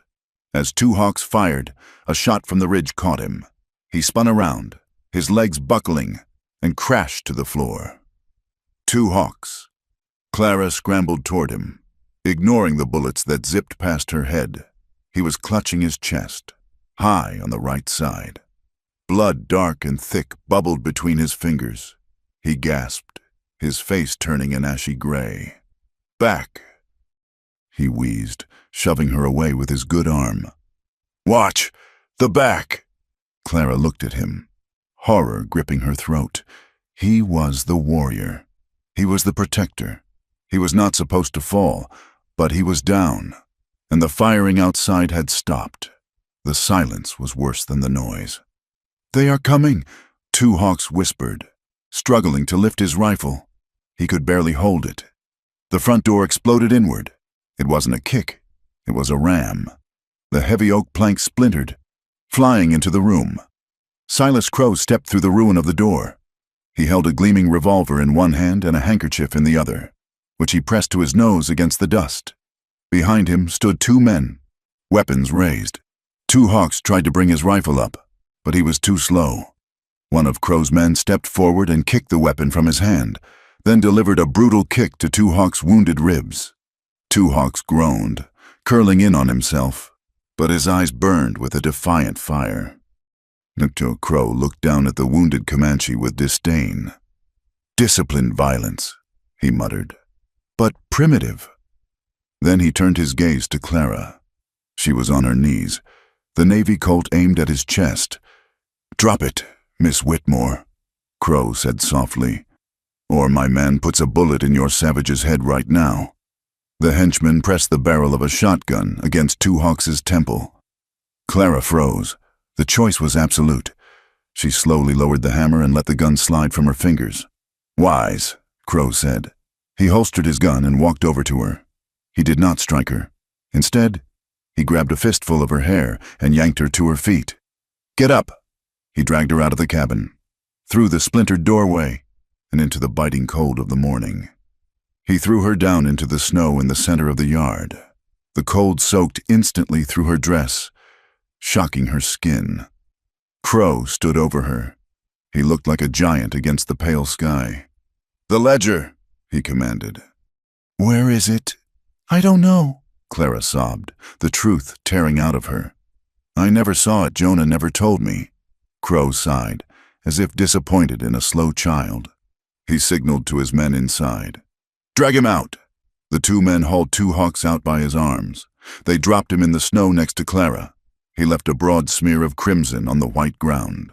He was breathing in shallow, ragged gasps. Crow drew his revolver again and pointed it at Two Hawks' head. "I am a businessman. Clara, I do not like waste, but I will waste him, piece by piece, until you remember where the book is." He cocked the hammer. "A knee first, or perhaps an ear." Clara looked at Two Hawks. His eyes were open, swimming with pain, but they were locked on hers. "Do not tell him," Two Hawks rasped. "He kills us anyway." "Quiet," Crow kicked him in the stomach. Two Hawks coughed blood, his body convulsing. Stop it! Clara screamed, scrambling on her hands and knees toward Crow, grabbing the hem of his fine wool coat. Please, I swear, the book is in the cellar under the floor. Just stop, she lied. It was the only weapon she had left. Crow looked down at her, a sneer curling his lip. See, was that so hard? He looked at his men. Go check the cellar. Tear the floor up if you have to. The two men turned to run back into the cabin. For a moment, it was just Crow, Clara, and the dying warrior. Crow leaned down, grabbing Clara by the chin, forcing her to look at him. You chose poor company. Clara, you could have sold that book to me. We could have made an arrangement. Instead, you played house with a dog. Clara trembled. She looked past Crow, to Two Hawks lying in the red slush. He looked broken, defeated. He was trying to push himself up, but his arms gave way. He looked at her with an apology in his eyes. He had failed. He had promised to protect, and now he was dying in the dirt. Something inside Clara snapped. It was the last thread of the girl who waited for letters. She looked straight at Two Hawks. Her voice was not loud, but it was fierce, cutting through the wind. Two Hawks, she said. You do not need to die to prove you are worthy. Live, damn you, live. It was a command, a plea, a declaration of love in the face of the abyss. Two Hawks' eyes widened. Clara's hand brushed against her apron pocket.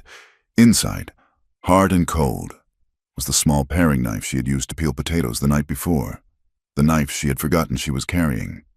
Crow laughed. Touching, truly. He straightened up, turning his attention back to the cabin to shout at his men. Find it yet, in that second of distraction. Clara moved. She did not think. She did not hesitate. She was the wolf Two Hawks had taught her to be.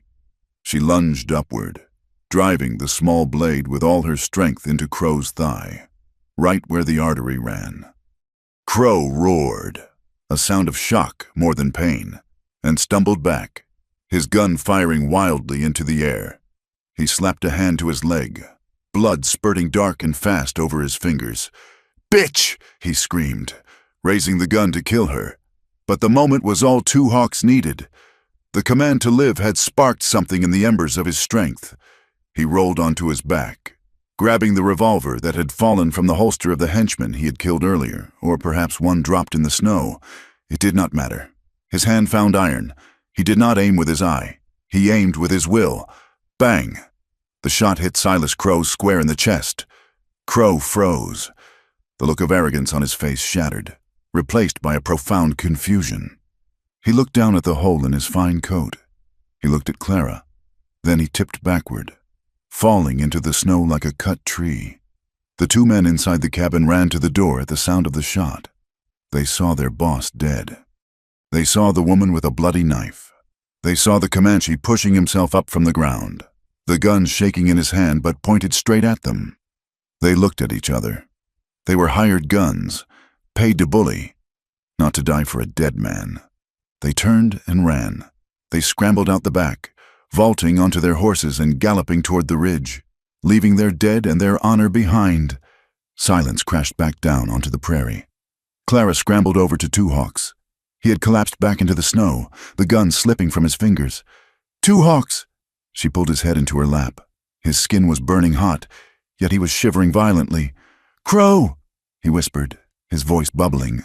He is dead, Clara said, tears streaming down her face, freezing on her cheeks. You killed him. It is over. Two Hawks looked up at the sky. The clouds were breaking. A shaft of pale sunlight pierced through, illuminating the carnage in the yard. The snow was churned and muddy, stained with bright, arterial red. The cabin was a smoking ruin. The door gone, the windows shattered. The cabin, he murmured. Broken. It is just wood, Clara said, pressing her hands over the wound in his chest, trying to stem the flow of blood. It is just wood. You are flesh. Stay with me. He looked at her. The dangerous smile was gone. In its place was a look of profound peace. You fought, he said softly. Wolf. Yes, Clara sobbed. I am a wolf, so you cannot leave me alone. Wolves travel in a pack. You stay. His eyes drifted shut. His breathing grew shallow, the pauses between breaths stretching longer and longer. "Two Hawks," she screamed, shaking him. "Do not sleep! Do not you dare sleep!" But his head lolled to the side. He was still breathing, but it was the faint, fluttering breath of a candle flame about to go out. Clara looked around the empty, frozen landscape. There was no doctor. There was no help. There was only her, the snow, and the man who had kept his promise. She gripped his shoulders, pulling his heavy weight against her chest, rocking him back and forth as the wind began to pick up again, whistling through the bullet holes in her home. "I have you," she whispered fiercely into his ear. "I have you." The wind howled through the shattered doorframe of the cabin, carrying with it the metallic tang of blood and the sulphurous bite of gunpowder. Clara Whitmore sat on the floor, her hands pressed hard against the chest of Two Hawks. He was barely conscious, his breathing shallow and wet, his eyes rolling back into his head. "Stay with me," she whispered, her voice cracking. "Do not you dare leave me here with this mess." Outside, the sound of galloping horses grew louder, thundering over the frozen ground. It was not the rhythmic, disciplined approach of soldiers, but the chaotic arrival of a town roused from its sleep. Clara Whitmore." It was Eli Boone's voice. "I am here," Clara screamed, not moving her hands from the wound. "Get the doctor. Bring Dr. Evans." Figures darkened the broken doorway. Eli Boone stood there, his face pale as he took in the scene, the dead body of Silas Crow stiffening in the snow, the blood-spattered walls, and the woman holding a dying Comanche warrior. Behind Eli were half a dozen men from Red Rock Ranchers, Storekeep, and Deputy Rusk. Rusk pushed his way to the front. His eyes widened when he saw Crow lying face up, a bullet hole in his chest and a knife wound in his leg. Panic flickered across the deputy's face, sharp and immediate. He looked at Clara, then at Two Hawks. "Murder!"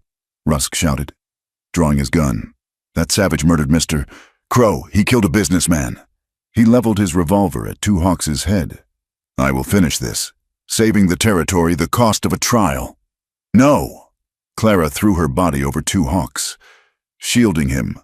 "Put it down, Rusk. It was self-defense. They broke down my door." "Get out of the way, Clara!" Rusk yelled, his finger tightening on the trigger. "He is a killer. He tricked you. He killed Jonah Hale, and now he has killed Silas Crow. I am doing my duty." "Your duty." The voice was weak, barely a whisper, but it carried a weight that silenced the room. Two Hawks opened his eyes. He did not look at the gun pointed at his face. He looked at Eli Boone. "Check his pocket," Two Hawks rasped, lifting a trembling hand to point at the dead body of Silas Crow. "The left pocket." "What is he talking about?" Rusk snapped. "He is delirious. Shoot him before he draws a knife." But Eli Boone was a man who had handled the King's mail and the Republic's secrets for 30 years. He was slow to anger, but stubborn as a mule. He looked at Rusk's sweating face, then at the calm, dying eyes of the Comanche. "Hold your fire, deputy," Eli said. He walked over to Crow's body. "Don't touch him, Eli," Rusk warned, taking a step forward. "That is a crime scene." Two other men from the town stepped in front of Rusk. They had seen the bullet holes in the cabin walls. They saw the way the door had been rammed inward. This was not a murder. It was a siege. Eli knelt and reached into Crow's coat pocket. He pulled out a leather wallet. Inside, tucked among banknotes, was a folded piece of telegraph paper. Eli stood up and unfolded it. He read it aloud, his voice shaking with rage. "Rusk, delay the sheriff at the pass. I will handle the girl and the Indian. Your payment is at the bank in Santa Fe, $500. The silence that followed was absolute. The men turned to look at Deputy Rusk. The tin star on his chest suddenly looked like a stain. It is a forgery," Rusk stammered, backing toward the door. "Crow never wrote that. That savage planted it." "Crow has been dead 5 minutes," Clara said, her voice cold as ice. "And Two Hawks has not moved from this floor." How could he plant it? She looked at the men of Red Rock. "Rusk was here last night. He scouted my house. He told Crow we were alone. He sold me out for $500. Rusk's face twisted. He raised his gun again. Not at Two Hawks, but at the room in general. I am the law here, you listen to me. Before he could finish, the crack of a rifle sounded from outside. Rusk's hat flew off his head, spinning into the snow. Sheriff Miller stood in the doorway, a smoking Winchester in his hand. He had arrived with the tail end of the posse, just in time to hear Eli read the telegram. "Drop it, Tom," the sheriff said, his voice weary. "You are done." Rusk dropped the gun. Two men seized him, dragging him out into the snow, throwing him down next to the corpse of the man who had bought him. "Doctor!" Clara yelled again. "He is dying! Dr. Evans!" An older man with shaking hands but sharp eyes pushed through the crowd. He knelt beside Two Hawks, opening his bag. "Get me hot water and whiskey," the doctor ordered. "And someone fix that door. It is freezing in here." The next hour was a blur of agony and activity. Clara did not leave Two Hawks' side. She held his hand while the doctor probed for the bullet. Two Hawks bit down on a leather strap, his body arching off the floor, sweat pouring down his face despite the cold. When the bullet clinked into the metal pan, Clara felt her own knees give way.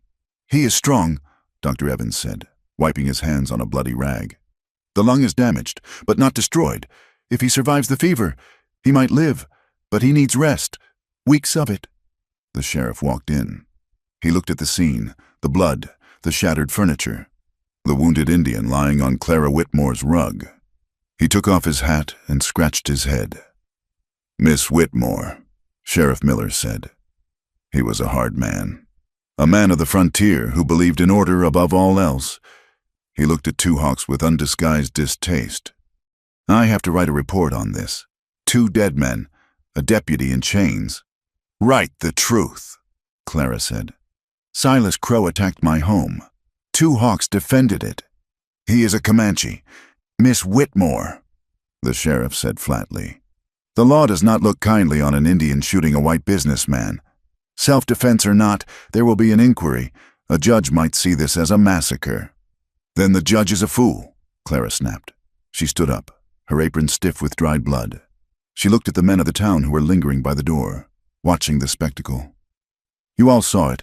You saw the telegraph. You saw the men Crow brought. Who stood with me? Who bled for me? Was it the town? Was it the church?" She pointed at Two Hawks, who was drifting into a fever sleep. "He stood with me," Clara declared, her voice ringing out. "I shot to live, and I chose the one standing next to me. If you want to hang him, Sheriff, you have to hang me too." "Because I stabbed Crow in the leg so Two Hawks could take the shot." The admission hung in the air. A white woman admitting to violence, admitting to an alliance with a Comanche. It was scandalous. It was shocking. But Eli Boone nodded slowly. "She is right, Sheriff. Crow was a snake. We all knew it. We just didn't say it. The girl did what she had to do." The sheriff sighed. "We will see what the circuit judge says. For now, he stays here. He is in no shape to move to a cell." The townspeople slowly dispersed, carrying the dead and the prisoner away. The cabin fell silent again, but it was a different silence. It was the silence of wreckage. Clara sat by the fire, which she had built up to a roar. Two Hawks slept fitfully. She looked around the room. The floorboards near the root cellar trap door were splintered where Crow's men had started to pry them up. The root cellar. Clara felt a cold knot in her stomach. Jonah's letter. The box of hymnals. She stood up and walked to the trap door. She pulled it open. The smell of damp earth and potatoes wafted up. She climbed down the ladder, holding a lantern. There, in the corner, sat a wooden crate marked Holy Bible's hymnals. The lid was loose. Clara pried it open. On top were old, leather-bound books. She dug her hands underneath them. Her fingers brushed against something hard and wrapped in oilskin. She pulled it out. It was a heavy ledger book. She opened it. It was not a prayer book. It was filled with columns of numbers, dates, and names. Army payroll, 1878. Fort Concho, diverted. And folded in the back pages were bank drafts, bearer bonds, Gold certificates. Clara stared at the numbers. $10,000. $20,000. More money than she could earn in 10 lifetimes of selling eggs and milk. She climbed back up into the cabin. She sat at the table, the ledger in front of her. This was what Jonah died for. This was what Crow died for. With this money, she could leave. She could go to San Francisco. She could buy a house with no drafts. She could buy silk dresses. She could be someone else, someone safe. Two Hawks stirred. He opened his eyes. They were glassy with fever. But he saw the book. "You found it," he whispered. "Yes," Clara said. Her hand rested on the cover. "It is enough to buy a kingdom." Two Hawks. "Kingdoms are heavy," he said. "They have high walls." "We could run," Clara said, the temptation sweet on her tongue. "You and I, we could go north or south to Mexico. With this money, no one could touch us." Two Hawks looked at her. He saw the desperation in her eyes, the hunger for a life that wasn't a constant struggle against the wind. "We could," he agreed. "But Crow has partners. The army has long memories. A thief is never free. Clara, a thief is always looking backward." "I am tired of being poor," Clara said, tears leaking from her eyes. "I am tired of being afraid." "Freedom is not money," Two Hawks said. He tried to sit up but fell back with a groan. "Freedom is the price of your choice. You chose to fight. You chose to be a wolf. Wolves do not carry baggage." Clara looked at the book. She looked at the man. If she kept it, she was Jonah Hale. She was Silas Crow. She was just another person eating off the rot of the frontier. But if she gave it up, she was just Clara Whitmore, poor, alone. No, she corrected herself, looking at Two Hawks. Not alone. She heard horses outside again. The sheriff was returning to check on the prisoner. Clara stood up. She grabbed the ledger. She walked to the door as Sheriff Miller stepped onto the porch. "Sheriff," Clara said. "Miss Whitmore." Miller nodded.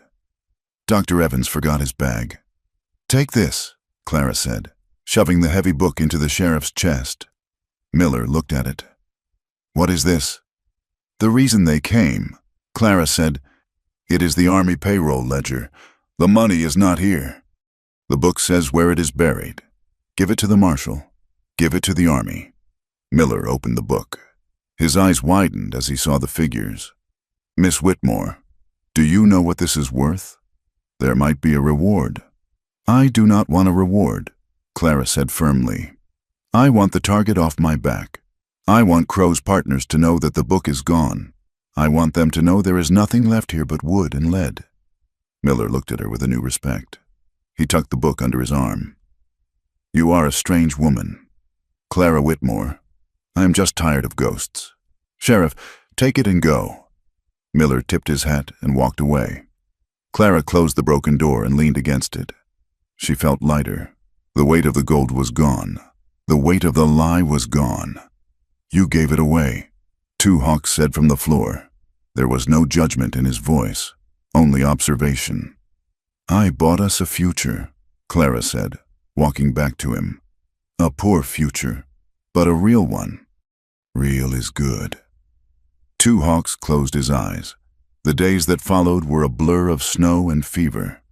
Clara did not sleep. She fed Two Hawks broth by the spoonful. She washed his wound. She kept the fire burning. The town was changed. When Clara rode in to buy supplies, Mrs. Alder did not purse her lips. She looked at Clara with a mixture of fear and awe. The woman who had killed Silas Crow, the woman who lived with the Comanche, they did not whisper spinster anymore. They whispered survivor, but the prejudice remained. When the men at the livery stable saw Two Hawks' horse, they spat on the ground. When the Reverend passed Clara, he crossed the street. They were safe from the law, but they were exiles in their own home. 3 weeks later, the snow began to melt. The sound of dripping water replaced the howling wind. Two Hawks was sitting up in the rocking chair, a blanket over his legs. He was thin, his face gaunt, but the fire had returned to his eyes. Clara was scrubbing the floor, trying to get the last of the blood stain out of the wood. It would never truly leave. It was part of the house now. "The pass is open," Two Hawks said. Clara stopped scrubbing. She sat back on her heels. "Yes, I saw a wagon go by this morning. My horse is strong again," Two Hawks said. "Yes," Clara said. Her heart began to beat a slow, painful rhythm. "I bring trouble to you, Clara," Two Hawks said. He looked out the window at the muddy yard.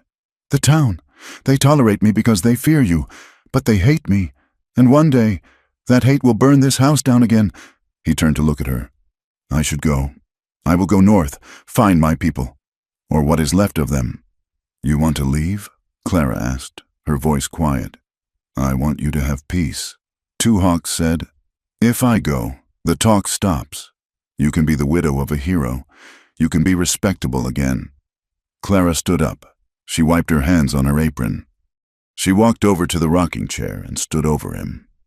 "Respectable." She tasted the word. "Mrs. Alder is respectable. Deputy Rusk was respectable." She looked down at him. "Do you want to go?" Two Hawks. "Do not ask me what is good for me. Ask yourself, do you want to leave?" Two Hawks looked at her hands, the hands that had stitched him up, the hands that had held a gun, the hands that had saved his life. "No," he admitted, his voice rough. "I do not want to leave, but I am a dangerous man to keep." "I am a dangerous woman," Clara said. "I stabbed a man in the leg. I gave away $20,000. I do not think I fit in the pews at church anymore." She reached out and touched his shoulder, right over the scar. "If you want to go because you do not love me, then go," Clara said bravely. "But do not go to save me. I do not need saving. I need a partner. I need someone to help me fix the door properly." Two Hawks took her hand. He pressed it against his cheek. He looked at her with that dangerous smile, but it was softer now, tempered by the winter they had survived. "If you want a quiet life," he said, "I go." Clara leaned down, her forehead resting against his. "Quiet is not real," she whispered. "I choose real." Two Hawks closed his eyes, breathing in the scent of her soap and wood smoke. "Then I stay," he said. We fixed the door.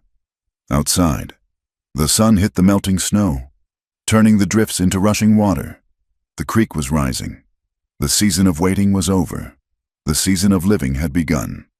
Spring arrived in the Texas Panhandle not with a whisper, but with the sound of rushing water. The snow that had entombed the cabin for what felt like a lifetime finally surrendered to the sun, turning the dry creek bed into a muscular, churning river of mud and meltwater.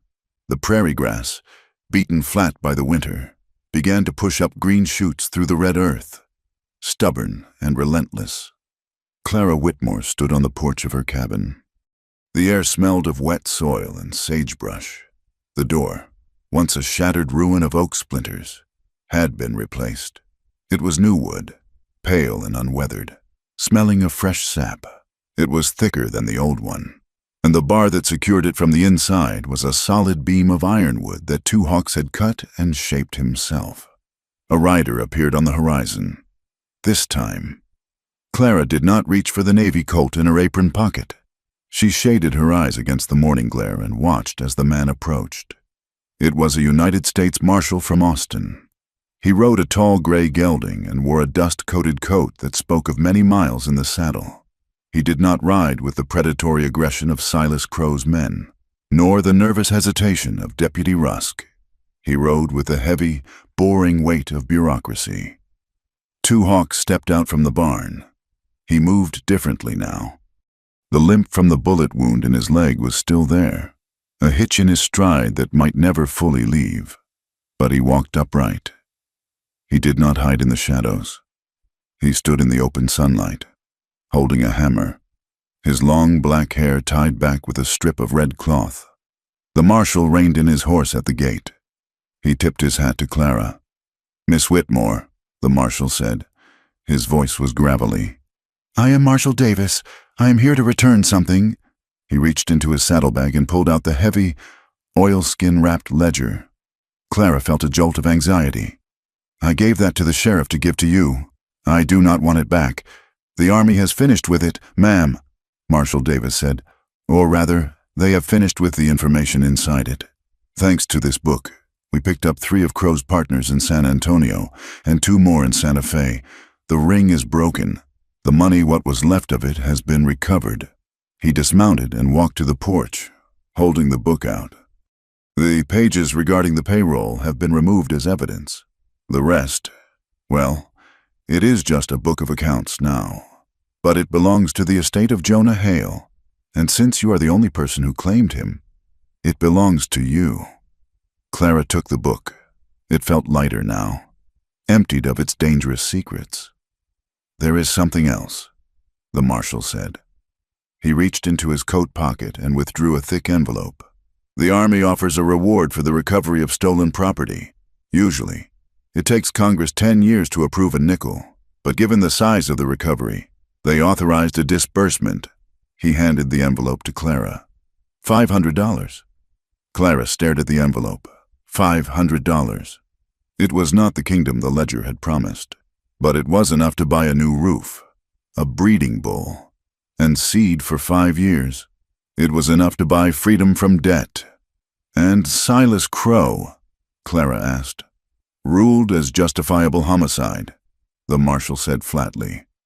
"Defense of home and person." The sheriff's report was colorful, but accurate enough. "The territory is better off without Crow. You did the law a favor." The marshal turned his gaze to 2 Hawks, who had not moved from the barn door. The lawman's eyes narrowed slightly, an instinctive reaction ingrained by decades of frontier conflict. But he did not reach for his weapon. "And him?" the marshal asked Clara. "He is my partner," Clara said. She did not stutter. She did not look down. "He works this land." The marshal studied 2 Hawks for a long moment. 2 Hawks met his gaze, his face impassive, his dark eyes revealing nothing. It was a silent conversation between 2 men who knew violence intimately. "Well," the marshal said, turning back to his horse, "the law has no quarrel with a man who keeps the peace. Good day, Miss Whitmore." He mounted and rode away, disappearing back into the vastness of the plains. Clara looked at the money in her hand. Then she looked at 2 Hawks. "It is over," she said. 2 Hawks walked over to her. He took the ledger from her hand and tossed it onto the woodpile near the porch. "Paper is done," he said. "Now the work starts." The following week, they rode into town. It was a Tuesday, the day the mercantile was busiest. Clara wore her best dress, the dark blue wool she had mended, and 2 Hawks wore a clean flannel shirt and his buckskin vest. He wore his knife on his belt, open for all to see. When they tied their horses at the hitching rail, the street went quiet. The blacksmith stopped his hammering. Mrs. Alder, sweeping the boardwalk in front of her store, froze, her broom hovering in midair. Clara stepped onto the boardwalk, her boots clicking loudly on the wood. 2 Hawks walked beside her, his shoulder brushing hers. He did not walk 3 paces behind like a servant. He walked as an equal. They entered the mercantile. The bell jingled, a cheerful sound that seemed at odds with the tension in the room. "Good morning, Mrs. Alder," Clara said. Her voice was calm, pleasant, and utterly devoid of fear. "Mrs." Alder blinked. She looked at Clara, then at the tall Comanche warrior standing next to the barrel of pickles. She looked at the scar on Clara's hand where she had cut herself during the siege. "Clara, Mrs." Alder stammered. We heard the marshal came." "He did," Clara said. "I need 50 pounds of flour, 10 pounds of sugar, and a box of 30-30 ammunition." The request for ammunition hung in the air. It was a reminder. "I am the woman who shot to kill." "Of course, Mrs." Alder said, hurrying behind the counter. "Right away," while Mrs. Alder weighed the flour. 2 Hawks moved through the store. He did not touch anything. He simply looked. He looked at the jars of candy, the bolts of calico, the shiny new plows. The other customers, a ranch hand and 2 women from the church, pressed themselves against the shelves to give him a wide berth. 2 Hawks stopped in front of the ranch hand. The man was young, arrogant, the type who liked to talk loudly in saloons. He stared at Two Hawks with a sneer forming on his lips. Two Hawks simply looked at him. He did not scowl. He did not threaten. He just projected a stillness so profound, a presence so weighted with the capability of violence, that the young man's sneer faltered. The cowboy looked down at his boots, breaking eye contact. Two Hawks turned back to Clara. When they left the store, laden with supplies, the silence on the street had changed. It was no longer the silence of judgment. It was the silence of respect. It was the way one looked at a thunderstorm that had passed but left the air charged with electricity. "They are afraid of you," Two Hawks said as they rode back toward the cabin. "Good," Clara replied, looking at the horizon. "Fear is a fence. It keeps the goats in and the coyotes out. As long as they respect the fence, we can live." But survival was one thing. Living was another. That evening, the air was warm. The fire in the hearth was small, just enough to take the chill off the evening. Two Hawks sat on the rug, mending a bridle. Clara sat in her rocking chair, reading a book she had bought in town. She watched him. He was struggling. She could see it in the tightness of his jaw, in the way his eyes constantly flicked to the dark windows. He was a creature of the open plains, of the warpath and the hunt. Domesticity was a shirt that fit him tight across the shoulders. "You are thinking about leaving," Clara said. Two Hawks did not stop working the leather. "The grass is green in the north. The buffalo are gone, but the elk are there. And the winters are cold," Clara said. "And you would be sleeping on the ground. The ground is honest." Two Hawks said, "This—" He gestured to the cabin, the table, the curtains. "This is complicated. A house has so many things that can break." "It is hard," Clara agreed. She put her book down and moved to sit on the rug beside him. "It is harder than fighting. When you fight, you only have to worry about dying. When you live, you have to worry about leaking roofs and weevils in the flour and what to cook for dinner." She reached out and took the bridle from his hands, setting it aside. "But you are not a man who chooses the easy path. Two Hawks, if you were, you would have ridden past my cabin that night in the snow?" Two Hawks looked at her. The firelight softened the sharp angles of his face. "I am a warrior without a war. Clara, who am I if I am not fighting?" "You are a builder," Clara said. "You built that door. You built the corral. You are building a life." She leaned forward, placing her hand on his chest, right over his heart. She could feel it beating, steady and strong. "I do not need a guard anymore," she whispered. "The war is over. I need a husband. Not a paper husband like Jonah. A real one." Two Hawks covered her hand with his. His palm was rough, calloused from the axe handle in the rain. "I do not know how to be a husband," he confessed, his voice low. "I only know how to protect." "Then we learn," Clara said. "We learn together." She moved closer, closing the small distance between them. She kissed him, not with the desperate urgency of the siege, but with a slow, deliberate claim. It was a kiss of ownership, of recognition. Two Hawks made a low sound in his throat and pulled her into his arms. He lowered her back onto the rug, the firelight casting long, dancing shadows on the walls. That night, there was no storm outside. There was only the quiet rushing of the creek and the sound of two people finding a common language in the dark. It was not a conquest. It was a surrender, mutual and absolute. Clara realized, as she lay with her head on his shoulder, tracing the line of his scar, that she had stopped waiting. She had arrived. The next morning, the sun rose gold and brilliant. Clara stood by the fence, watching Two Hawks work with a young colt in the corral. He moved with a liquid grace, speaking to the horse in low, rhythmic Comanche. He was not breaking the horse. He was negotiating with it. "He will make a good mount," Clara said as Two Hawks walked over to the fence, wiping sweat from his forehead. "He has a hard head," Two Hawks said, "but a good heart, like his mistress." Clara laughed. It was a genuine sound, bright and unburdened. "I have been thinking," Clara said. "With the money from the reward, we can do more than just fix the roof. We are on the main trail to the pass. People need fresh horses. They need water. They need a place to trade that isn't as expensive as the town." Two Hawks nodded, considering a trading post. "Here. Why not? We have the water. You know horses better than anyone in the territory. And she smiled. "I can handle the business, and I can teach." "Teach? The women," Clara said. "I saw how Mrs. Alder looked at me, how the other women looked. They are scared. Two Hawks. They live out here, vulnerable, waiting for their husbands to come home to save them. I want to teach them how to shoot, how to not be afraid." Two Hawks looked at her with admiration. "You would arm the sheep. I would turn the sheep into wolves," Clara corrected. "Just like you did for me." "It is a good plan," Two Hawks said, "but they will not come to a Comanche for lessons. They will come to Mrs. Two Hawks," Clara said firmly. He went still. "Mrs. Two Hawks, or Mrs. Whitmore Begay, or whatever name we choose. But yes," she looked at him, challenging him to object. "Unless you plan on running north to chase the elk." Two Hawks looked at the horizon, then back at the cabin, and finally at Clara.